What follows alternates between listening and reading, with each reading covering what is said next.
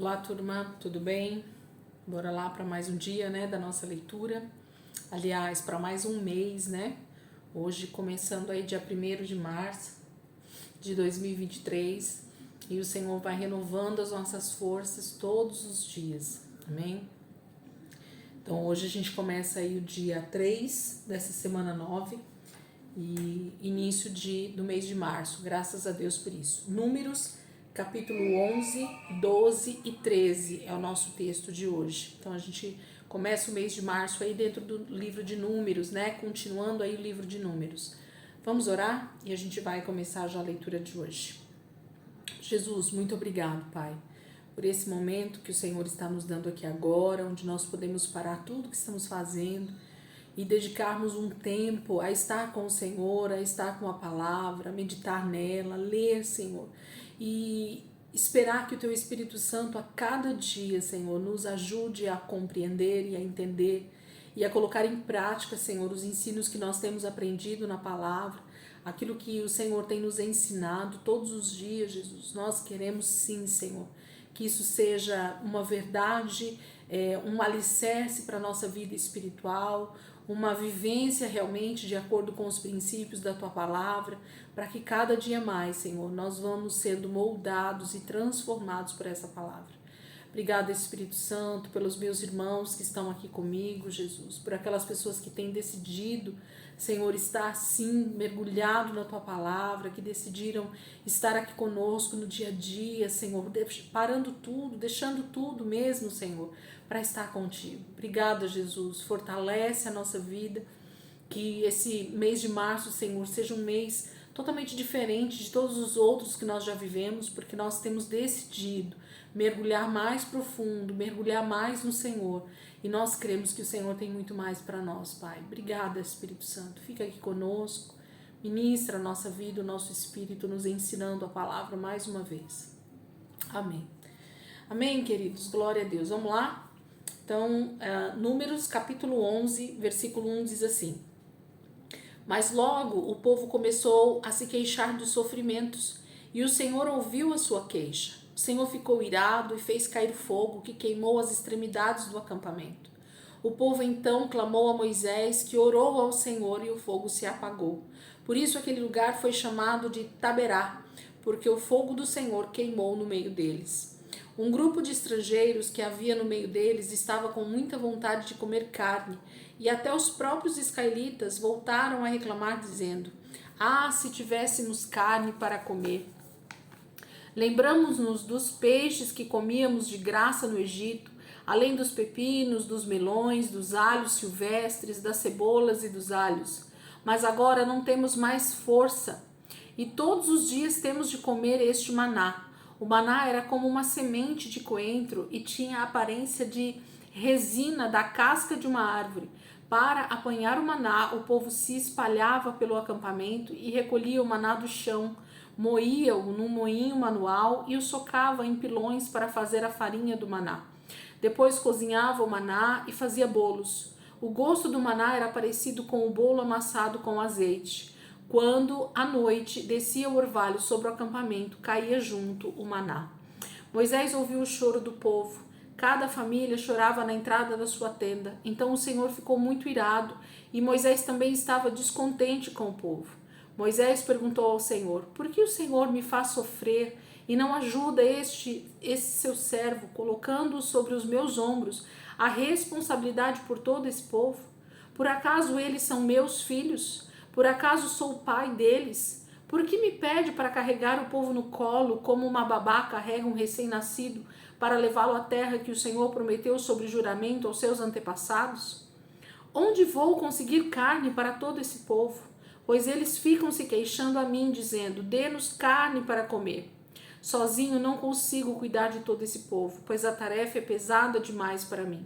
Se o Senhor vai continuar a tratar-me dessa maneira, mate-me agora mesmo. Se o Senhor se agrada de mim, não me deixe ver a minha própria ruína. Então o Senhor disse a Moisés: Reúna diante de mim 70 líderes de Israel, entre os mais respeitados do povo de Israel. Leve-os diante do tabernáculo para que estejam ali com você. Então descerei e falarei com você. e tirarei do espírito, e tirarei do espírito que está sobre você para colocar também sobre eles. Eles os ajudarão a levar o pesado fardo de cuidar do povo, de modo que você não precisará fazer tudo sozinho. E diga ao povo: purifiquem-se, porque amanhã vocês terão carne para comer. O Senhor ouviu o choro de vocês, dizendo: ah, se tivéssemos carne para comer! Passávamos bem no Egito. Por isso o Senhor lhe dará carne e vocês a comerão. Vocês não comerão carne apenas um dia, nem 2, nem 5, nem 10 ou 20 dias, mas um mês inteiro, até que lhe saia carne pelo nariz, e vocês sentirão nojo dela. E isto ocorrerá porque rejeitaram o Senhor que está no meio de vocês, e se queixaram diante dele, dizendo: por que saímos do Egito? Mas Moisés disse: são 600.000 homens, e o Senhor diz: darei a eles carne para comerem durante um mês inteiro.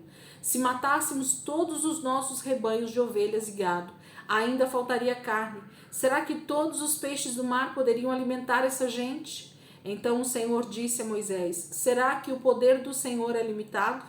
Agora você verá se a minha palavra se cumpre ou não. Então Moisés saiu e contou ao povo as palavras do Senhor, e reuniu os 70 líderes do povo ao redor do tabernáculo. E o Senhor desceu na nuvem e falou a Moisés, e tirou do espírito que estava sobre Moisés, e o colocou sobre os 70 líderes. Quando o espírito veio sobre os líderes, eles profetizaram, porém isso durou pouco tempo. Mas 2 homens dos 70, chamados Eldade e Medade, ainda estavam no acampamento e não foram até o tabernáculo quando o Espírito veio sobre eles e profetizaram.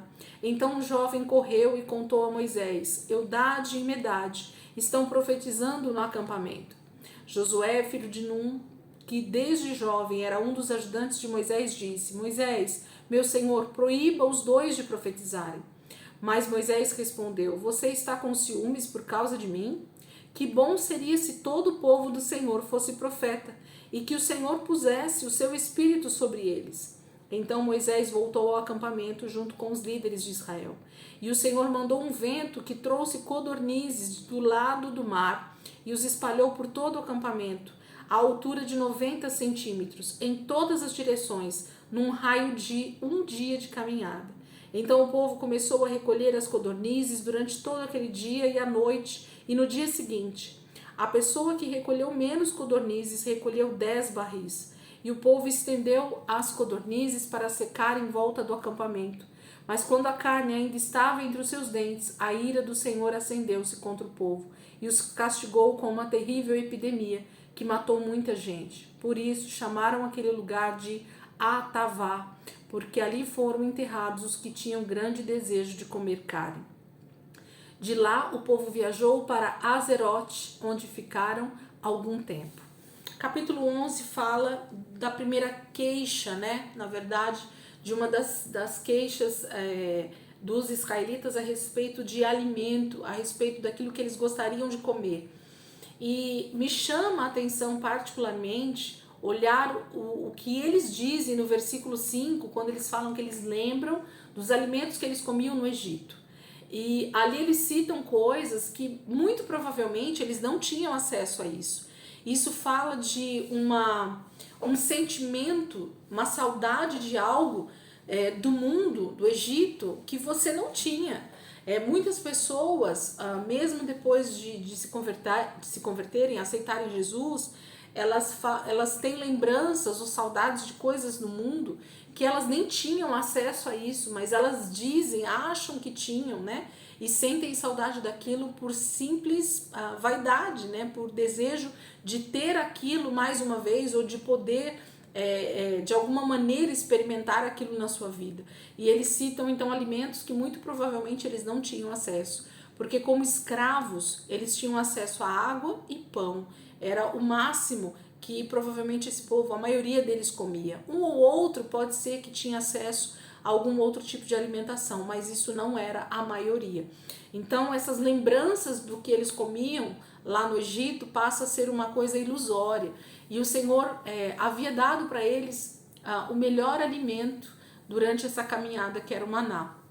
A palavra é clara em dizer que o maná tinha um gosto de bolo de mel, né? Então, muito provavelmente era muito gostoso esse alimento que eles comiam ali no deserto, e mais ainda a forma sobrenatural como o Senhor mantinha esse alimento na mesa de todo israelita durante esse tempo de caminhada no deserto era a maneira mais talvez maravilhosa que Deus podia manifestar na vida daquele povo, dizendo: eu cuido de cada um de vocês. Então, entender a provisão de Deus sendo diária na nossa vida, entender que Deus tem uma provisão diária para nós, entender que é o Senhor quem manda o maná todos os dias, todo o alimento que nós precisamos, seja ele espiritual ou seja ele físico, o Senhor é provedor.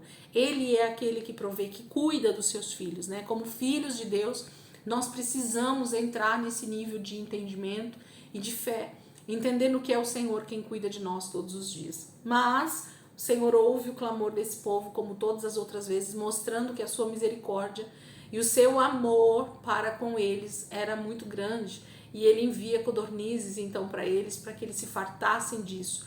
Mas a ira do Senhor então é derramada sobre eles através de uma epidemia, e muitos deles morrem por causa desse desejo pela carne, né? Desejo por lembranças do Egito. O coração não estava ali, e o Senhor então traz a sua ira, porque o coração não estava no Senhor, não estava em ser um verdadeiro filho de Deus. Capítulo 12, versículo 1. Um dia Miriam e Arão criticaram Moisés, porque ele tinha se casado com uma mulher cussita, e disseram: será que o Senhor só fala por meio de Moisés?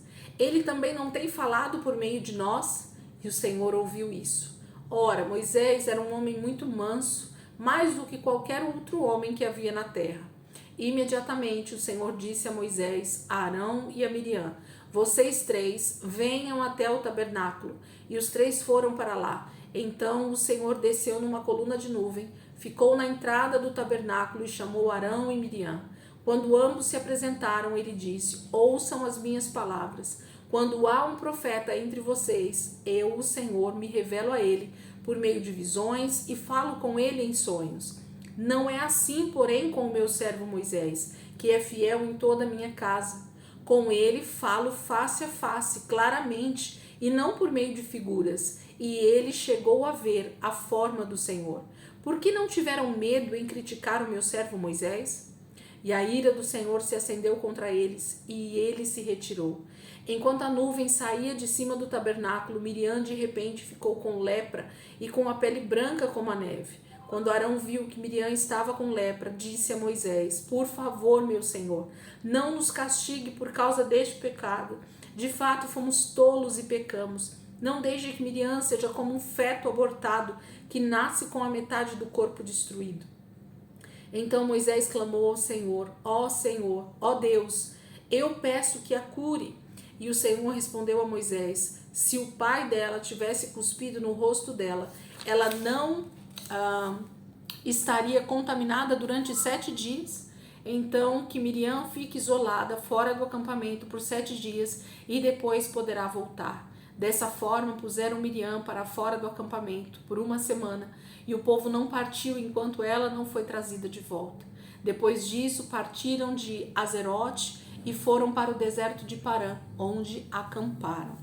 Capítulo 12 fala desse episódio triste, onde Miriam e Arão criticam, né, falam mal da vida de Moisés por algum motivo, aparentemente tolo, bobo, né, por ele ter se casado com uma mulher estrangeira. A palavra fala uma mulher cussita, né, então a gente não sabe exatamente o contexto disso, porque a palavra não mostra muito sobre isso, então nós não devemos aqui ficar conjecturando muita coisa, mas a verdade é que Miriam e Arão, eles criticam Moisés, eles julgam Moisés, eles falam mal de Moisés, e a palavra fala que esse termo, dentro do contexto bíblico, chama tsará. Lembra que eu falei para vocês da lepra?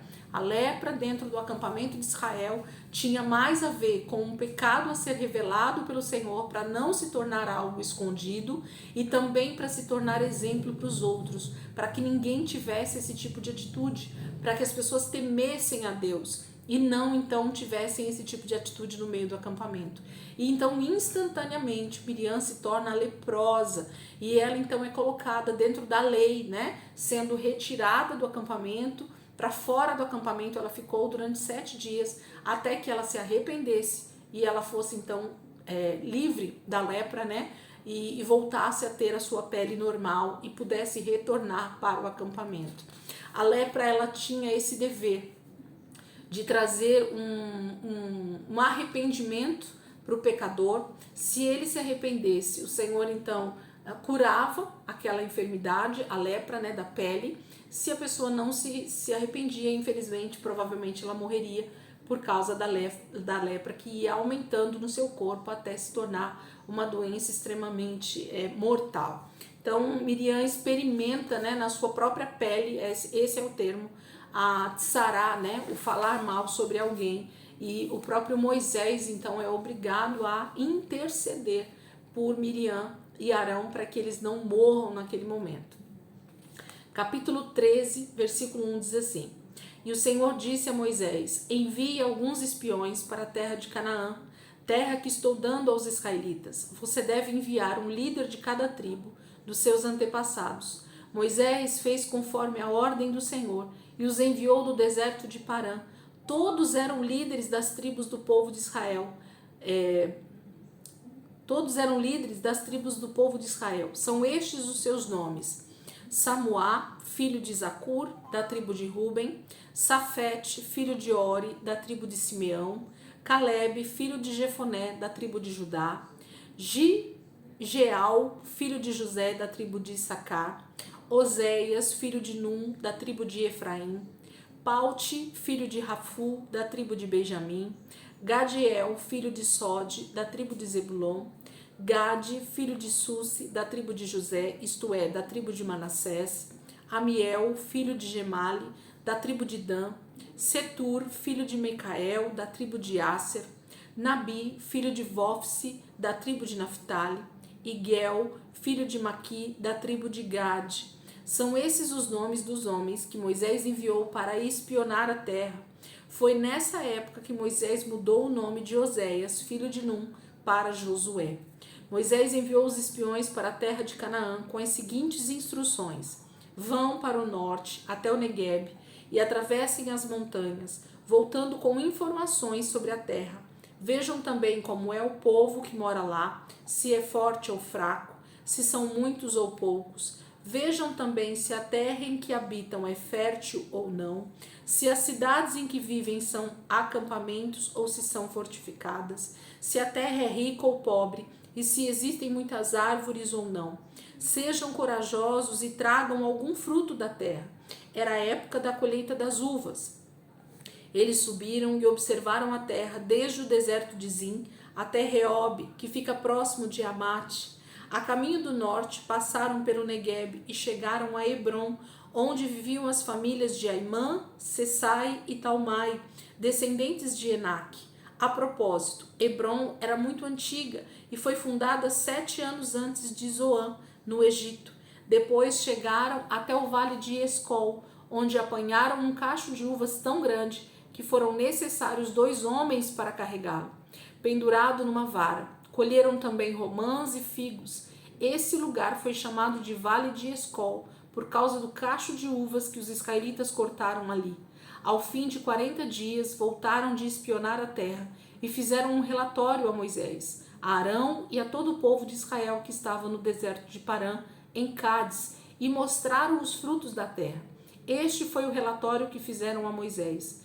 Entramos na terra a qual você nos enviou, e é de fato um lugar maravilhoso, uma terra que produz muito leite e mel. Aqui estão alguns frutos dela, mas o povo de lá é poderoso e as cidades são muito grandes e fortificadas. Também vimos lá os descendentes de Enaque. Os amalequitas vivem no sul, na terra do Negueb, enquanto os heteus, os jebuseus e os amorreus vivem na zona montanhosa, e os cananeus moram no litoral e no vale do rio Jordão. Mas Calebe pediu ao povo que estava ali diante de Moisés que se calasse e disse: vamos partir e tomar a terra, porque é certo que vamos conquistá-la. Mas os outros espiões que tinham ido com ele disseram: não podemos lutar contra o povo da terra, porque é mais forte do que nós.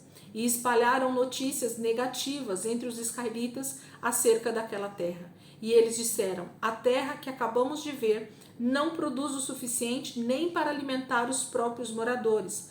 Lá todos os homens são de grande estatura. Vimos também alguns da família de Enac, que são descendentes de uma antiga raça de gigantes. Perto deles nos sentimos como gafanhotos, e para eles, de fato, éramos gafanhotos.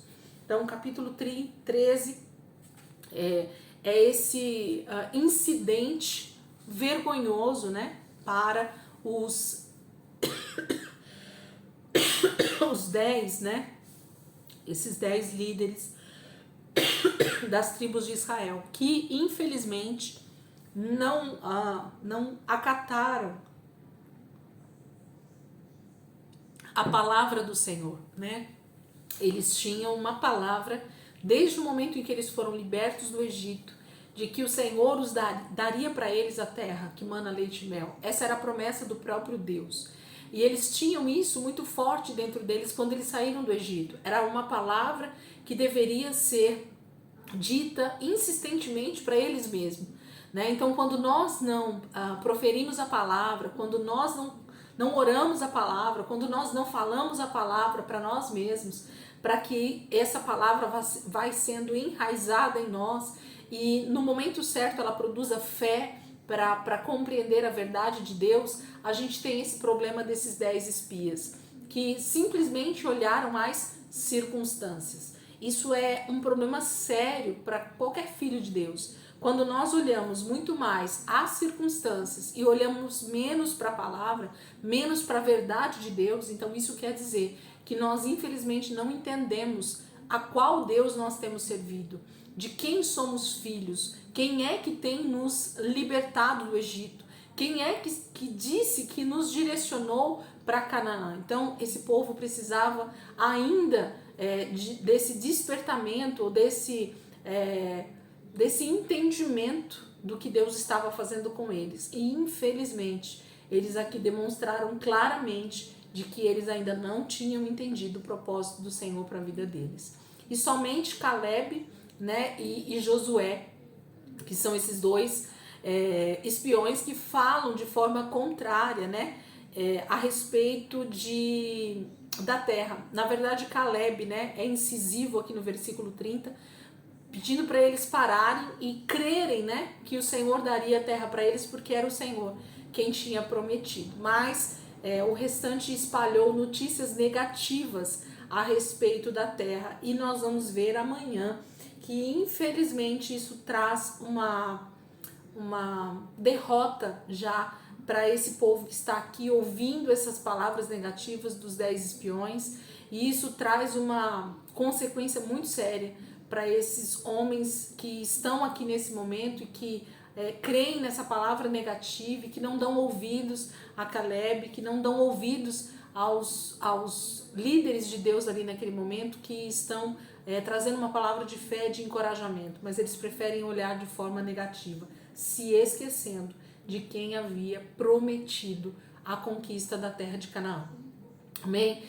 Olhem bem também essa questão dos povos, né? Quando eles falam aqui no versículo 29, eles dão um relatório de onde estavam cada um deles, né? Os amalequitas vivem no sul, na terra do Negueb, enquanto os heteus, os jebuseus e os amorreus vivem na zona montanhosa, e os cananeus moram no litoral e no vale do Rio Jordão. Então eles mostram exatamente como eles estão divididos, né? Os povos ali, como eles estão divididos em todo esse território da terra de Canaã. Então vejam que esses homens andaram praticamente todo o território ali da terra que seria conquistada, e eles então percebem onde estava cada um dos povos que habitavam aquelas terras. E o Senhor já tinha dito que era sobre todos esses que ele daria vitória, conquista nesses territórios. Então, não crer naquilo que Deus diz, infelizmente, sempre vai trazer consequências desastrosas para a nossa vida, e não foi diferente para a vida dos israelitas nesse momento. Amém, queridos? Então, Deus abençoe a vida de vocês aí.